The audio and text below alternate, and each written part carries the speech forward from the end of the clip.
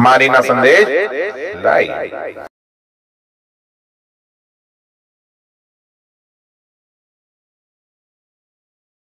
स्वागत है आपका मारीना संदेश में। मैं हूँ फात काज़मी और आज एक बार फिर हम आपके साथ ज्वलंत समाचार और सनसनी लेकर के फिर आपके बीच में हम आए हैं। ज्वलंत और सनसनी यूँ तो हर चैनल हर अखबार बनाता है, लेकिन वास्तविक घटनाओं को वास्तविकता से अवगत कराने के लिए केवल और केवल मारीना संदेश का भरोसा कर सकते हैं, जो कि अन्याय के खिलाफ आवाज़ उठाने का काम करता है। इसी बीच में हमारे बीच में मौजूद हैं, आपका परिचय? हंसनाथ सिंह, स्वर्गीय लल्लन सिंह। हम पकड़ी बुजुर्ग घोसी के रहने वाले हैं। मैं एमएससी बीएड करने के बाद 3-4 वर्ष बेकार रहा। बेकार रहने के बाद मैं 1987 में एक सेकेंड हैंड की बस अपने मित्र अभय कुमार सिंह के डायरेक्शन में लिया और उस बस को लेने के बाद हम चलवाने लगे, जिससे हमारा पॉकेट खर्चा भी आने लगा और उसी धंधे को हम बढ़ाने के जुगत में लग गए। ऐसी स्थिति में हमारे भाई सुरेश सिंह कृषि एक्सपोर्ट में काम किया करते। जैसे आपने इस काम को 1987 में शुरू किया जी, उसके बाद फिर आपकी नौकरी लग गई? हाँ, नौकरी लगी 98 में। 98 में लगी जी जी, यानी कि लगभग 11 साल बाद। हाँ, 11 साल बाद। अच्छा, तो इन 11 साल में आपने क्या किया? इन 11 साल में हम बस का ही काम देखते थे और 91-92 से लगाए 94 तक सेकेंड हैंड और बसें हम 2-3 ले लिए। 1.5 लाख, 2.25 लाख की इसी बस द्वारा कमा के। तो इस मतलब बस की कमाई से बस को लिया आपने या सेकेंड हैंड बस? अच्छा, ठीक। फिर हाँ, लिए और बस को चलवाने लगे। फिर अपने भाई को हम कृषि एक्सपोर्ट से बुलवा लिए। भाई का मतलब? सुरेश सिंह को बुलवा लिए और दोनों भाई हम लोग मिल करके और अपना ये बस वाला कारोबार देखते थे। इसके बाद 98 में प्रथम वो कल्याण सिंह के ज़माने में विशिष्ट बीटीसी वाले में जब हुआ, उसके पहले मैं शांतानंद इंटर कॉलेज अमिला में मेरी नियुक्ति हुई और वहाँ 2 साल सर्विस करने के बाद हम इसमें विशिष्ट बीटीसी वाले में आ गए। अच्छा। और जब मैं नौकरी करने लगा, दोनों भाई हम लोग मऊ में रहकर अपना काम देखते ही थे, तो नौकरी करने लगा। तो नौकरी करने के दौरान 2002 में एक स्कीम आई थी कि भट्ठे पर 10,000 का लोन 10 लाख का लोन मिलता था। भट्ठा मतलब शराब का भट्ठा? ईंट भट्ठा।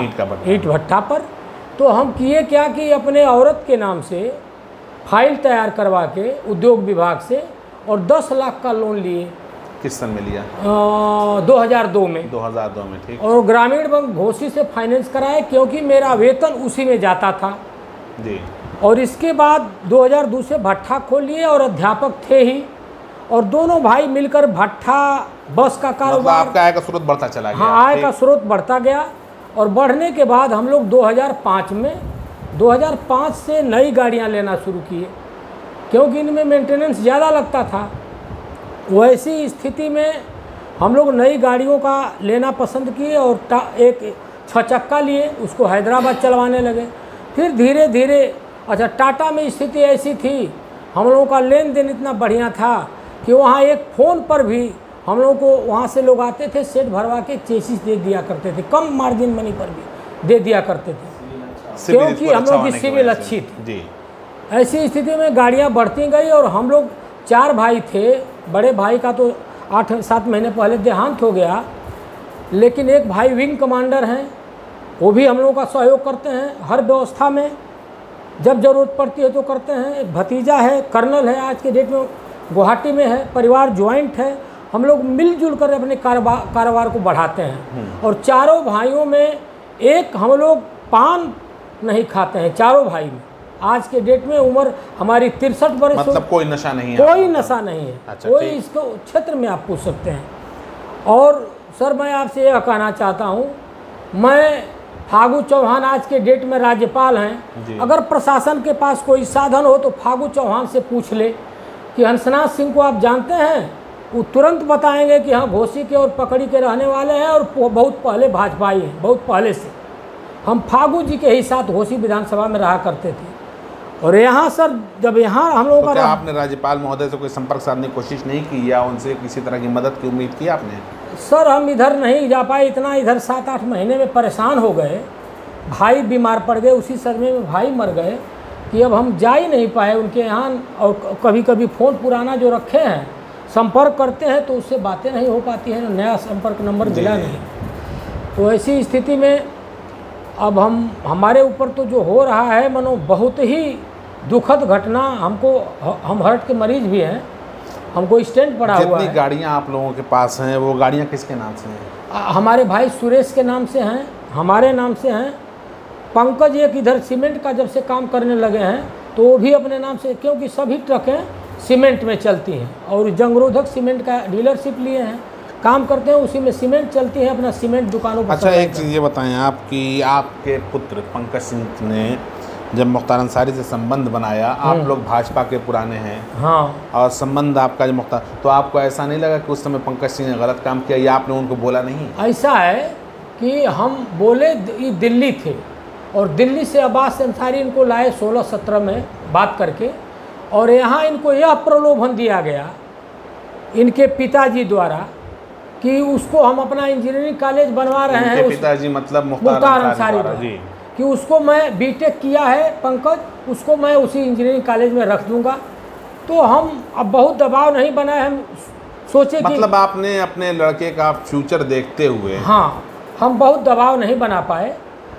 और यह जो है अब्बास अंसारी चुनाव आ गया, लेकर घूमने लगे पंकज को चुनाव प्रचार में मऊ विधानसभा में, और उसी के नाते पंकज चर्चा में आ गए कि ये लोग उनके करीबी हैं, मुख्तार अंसारी के करीबी हैं।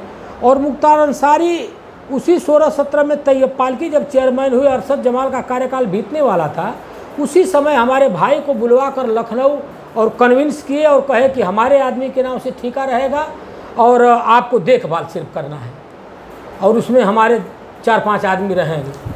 हमारे भाई ऐसी स्थिति में मऊ में 3-4 हत्याएं हो गई।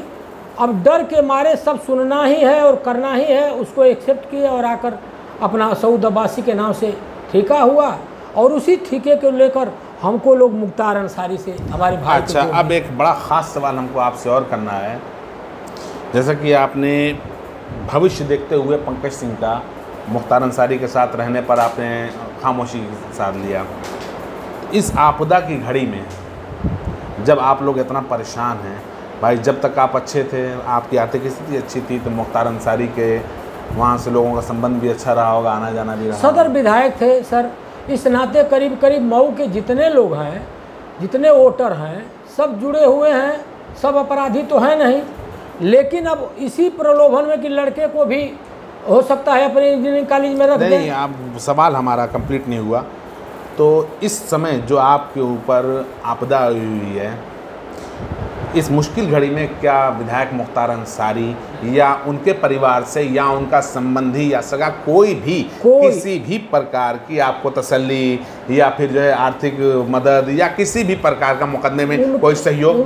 कोई सर, उनका कोई भी व्यक्ति नहीं आया पूछने कि आप लोग तो हम लोगों के लिए इतना किए, कोई दर्द सुनने नहीं आया आज तक। हम लोग स्थिति यह हो गई है कि रोज़मर्रा की कमाई जो हमारे बस के धंधे से थी वह बंद हो गई है। आज के डेट में परिवार चलाना मुश्किल हो गया है। अच्छा, आप लोगों को अपराधी बताया जा रहा है, तरह तरह के गैंग नंबर से D9D क्या क्या करके अलग अलग गैंग से आपको जोड़ा जा रहा है। आप लोगों का आपराधिक इतिहास क्या है? आप तो एक सभ्य व्यक्ति हैं, पढ़े लिखे हैं, टीचर हैं, आपका आपराधिक इतिहास क्या है? हमारा आपराधिक, आपकी भी गाड़ियों को जोड़ दिया गया है? हाँ, हमारी गाड़ियों को सर वही इंदारा में अदरी मोड़ पर एक जगदीश यादव हैं जो शराब माफिया हैं, और वह जो हैं पैसे के बल पर पैसा लेकर के और गाड़ी लाए और बिना राय बात किए ज़बरदस्ती नंबर लगवाने लगे और 25-30 लड़कों को बुलवा करके वहाँ मारपीट स्टैंड पर करवाने लगे, गाड़ियों को कंडक्टर ड्राइवर को मरवाने लगे। उसी दौरान जो है उनसे मारपीट भी, पंकज सिंह थे और लड़के आदित्य बस वाले थे, लोग आ रहे थे गाड़ी पास करके रतनपुरा साइड से, अदरी मोड़ पर मारपीट हुई। उसी मारपीट में गोली भी चली, गोली उन्हीं का लड़का भाग करके अपना असलहा लाकर चलाया, अपने दुकान के शटर पर मारा, सिर्फ केस बनाने के लिए। अच्छा, मतलब आपके बेटे पंकज सिंह चक्रवात का इसमें गोली चलाने में कोई हाथ नहीं है। वह गोली जगदीश सिंह के लड़के द्वारा ही, प्रदीप द्वारा ही चलाई गई, सिर्फ केस बनाने के लिए। गोली किसी को लगी नहीं।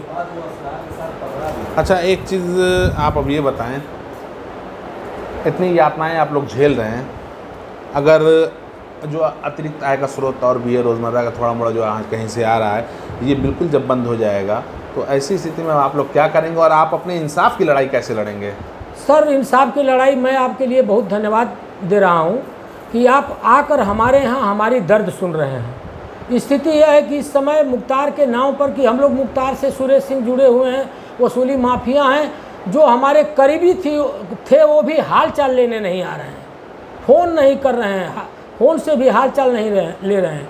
आपका धन्यवाद है कि यह हमारे दुखद घड़ी में आप आकर के हम लोगों का दुख दर्द सुन रहे हैं। अच्छा, आपको ये भय नहीं सता रहा है कि आप अपने विरुद्ध हो रही कार्रवाइयों के विरुद्ध आप बयान दे रहे हैं, प्रशासन के खिलाफ आप बोले तो आपके विरुद्ध कोई और अतिरिक्त कार्रवाई होगी, आपको और तरह की प्रताड़ना दी जाएगी? अब तो सर इसका डर है, लेकिन अब किया जाए, अब तो मरने के सिवाय कोई रास्ता ही नहीं दिख रहा है। ऐसी स्थिति में जिंदा रहेंगे तो अपनी बात कहेंगे ही, प्रशासन के सामने, जनता के सामने, मीडिया के सामने कहेंगे। स्थिति यह है कि परिवार भुखमरी का शिकार हो रहा है। कोई भी प्रमाण ऐसा मिला है प्रशासन के स्तर से या प्रशासन को कि, अच्छा एक खास बात छोड़िए, प्रमाण छोड़िए, आप ये हमें बताएं कि प्रशासन ने क्या बता करके आपकी गाड़ियों को सीज किया है? सर ऐसा है, हमारे भाई सुरेश सिंह को एक ही डेट में 3 मुकदमा दाखिल करके जो वसूली कर रहे थे, उनको पकड़ने के बाद एक ही डेट में दक्षिण टोला थाना, सरायलेखन से और कोतवाली में वसूली का 384 और धाराएं 120 भी लगा करके और हमारे भाई को मुलजिम बना दिए। और मुलजिम भी बनाए तो इन्वेस्टिगेशन में, चार्जशीट में नाम डाले। अच्छा। डायरेक्ट सुरेश सिंह का नाम नहीं था, इन्वेस्टिगेशन में डाले और मुलजिम बना दिए। तो हमारे भाई जेल चले गए। जेल जाने के बाद वहाँ से उनकी जमानत हुई और उसी जेल जाने में के सदमे में हमारे बड़े भाई का देहांत भी हो गया, तालुकदार सिंह का, वो चले गए। अब इसके बाद जब सुरेश सिंह जेल से आए तो उसी के बाद करीब कोरोना-19 लग गया। हम लोग की गाड़ियाँ खड़ी थी, बिल्कुल खड़ी थी, बसें नहीं चल रही थी। बाद में 1 महीने से ट्रक चलने लगी है सीमेंट में, और सीमेंट का काम चल रहा था। खैर इधर हम रिटायर हुए हैं तो कुछ पैसा भी मिला है, उस पैसे को भी अपने धंधे में लगा करके और परिवार के खर्च में लगा करके मैं उसका आपूर्ति कर रहा हूँ।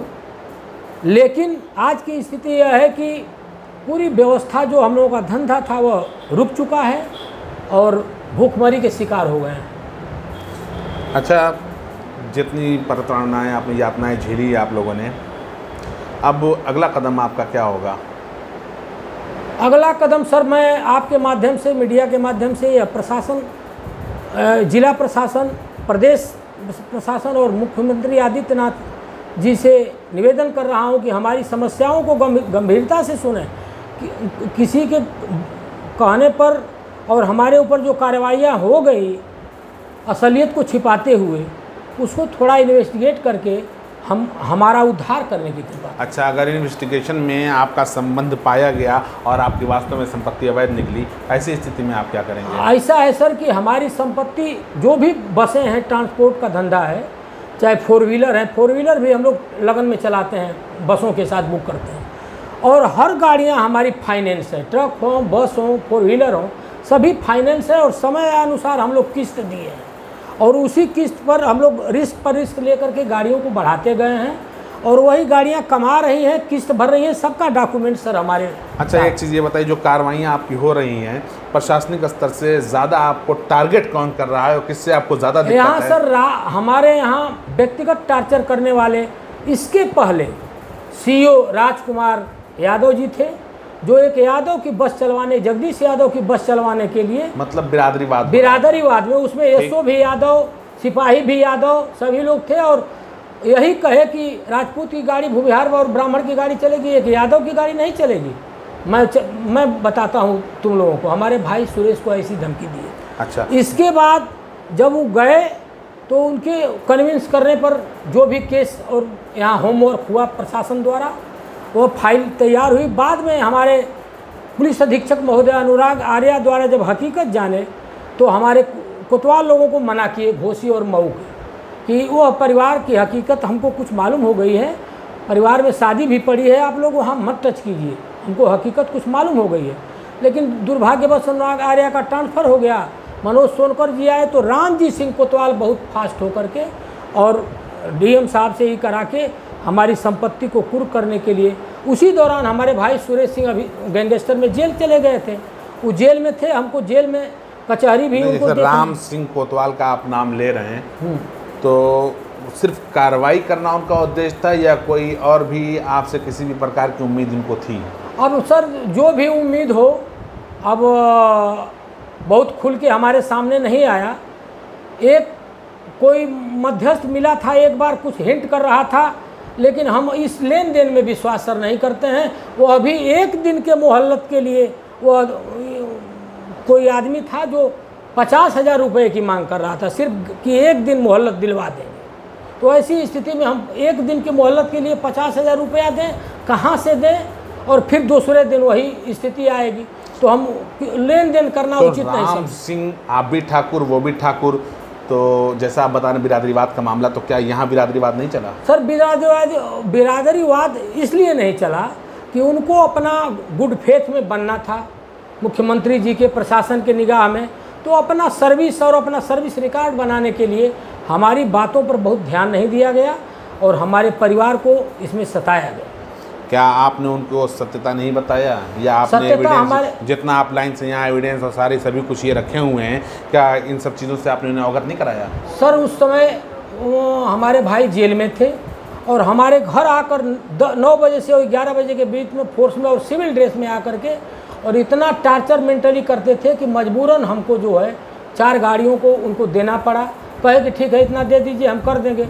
फिर इसी दौरान हमारे भाई की जमानत हाई कोर्ट से मंजूर हो गई, वो आने वाले थे, उनके आते आते फिर गाड़ियों को मोटरसाइकिल, 2 व्हीलर, स्कूटी, 4 व्हीलर। इस समय आपके पास कौन सी गाड़ियां बची हुई हैं, है भी या नहीं? हमारे पास इस समय कोई गाड़ी चलने के लिए नहीं है। मतलब और राम सिंह कोतवाल यही कहते थे कि पैदल कर दूंगा, पैदल कर दूंगा, और वो पैदल कर ही दिए आज के डेट में।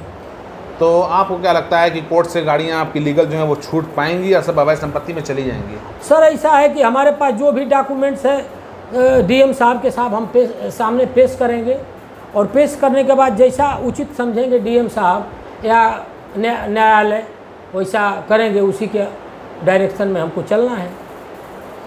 जैसा भी आपने देखा है कि अभी पिछले एपिसोड में हमने इनके छोटे भाई सुरेश सिंह पुत्र स्वर्गीय लल्लन सिंह के रूबरू हमने आपको कराया था, उनकी व्यथाओं को हमने आपके सामने रखा था। आज उनके बड़े भाई, जिनका बैकग्राउंड भी आपको पता ही चल चुका होगा, जिन्होंने अपनी व्यथाओं को भी बताया किस तरीके की क्या दिक्कतें थी और कैसे कैसे इन लोगों ने अपने आप को, अपना ग्रोथ किया, अपने को आगे बढ़ाया।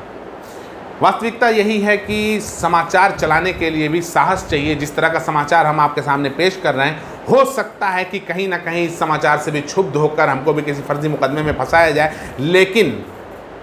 लेकिन चूंकि हिंदुस्तान के लोकतांत्रिक देश है और इस पर संविधान पर पूरा भरोसा है, इसलिए देश का चौथा स्तंभ कमज़ोर ना होने पाए, उसका भरपूर प्रयास हम कर रहे हैं, आगे भी करते रहेंगे और इसी तरीके से हम आपको लगातार खबरों का अपडेट देते रहेंगे। और देखना यह है कि इन सब समाचारों का असर क्या होता है और वास्तविक रूप से माफिया मुख्तार अंसारी के रूप में मुख्तार अंसारी के ऊपर प्रत्यक्ष रूप से कब पुलिस प्रशासन चंगुल कसता है या उनसे डर करके बैठा रहेगा किनारे, ये भी आगे के लिए इंतज़ार का वक्त है। अब देखना यह है कि ज़िला प्रशासन का अगला कदम क्या होता है। धन्यवाद। खबरें पसंद आई हो तो लाइक करें, शेयर करें, कमेंट करें और इसी तरह खबरों का ताज़ा अपडेट पाने के लिए हमारे चैनल मारीना संदेश लैब को सब्सक्राइब करके घंटी वाला बटन दबाना ना भूलें।